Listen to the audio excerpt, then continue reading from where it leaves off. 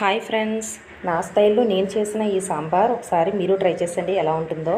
దీనికోసం ముందుగా కందిపప్పుని అయితే ఉడికించుకుని మెత్తగా మెదుపుకొని రెడీగా పెట్టుకోవాలి. కుక్కర్లో యాడ్ చేసుకుని కొద్దిగా పసుపు వేసుకుని వాటర్ వేసుకుని మెత్తగా ఉడికించుకుని రెడీగా పెట్టుకోండి.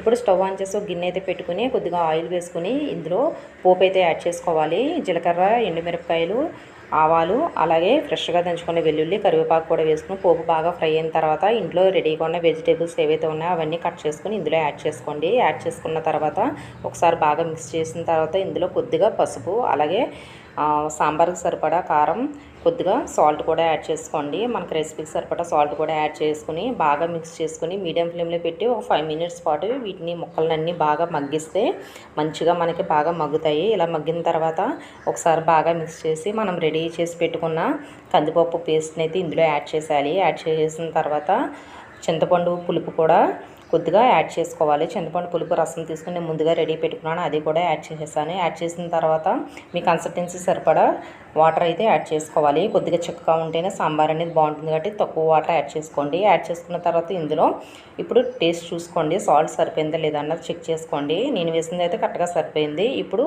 రెడీ చేసి పెట్టుకున్న సాంబార్ పౌడర్ ఒక స్పూన్ యాడ్ చేశాను, అలాగే కొద్దిగా బెల్లం యాడ్ చేశాను. అంతేనండి, బాగా మరిగిస్తే ఒక 10 నిమిషాల పాటు మనకు వేడివేడి సాంబార్ అయితే రెడీ అయిపోతుంది. వీడియో నచ్చితే లైక్ చేయండి, షేర్ చేయండి, సబ్స్క్రైబ్ చేసుకోండి. Please subscribe. Thank you for watching.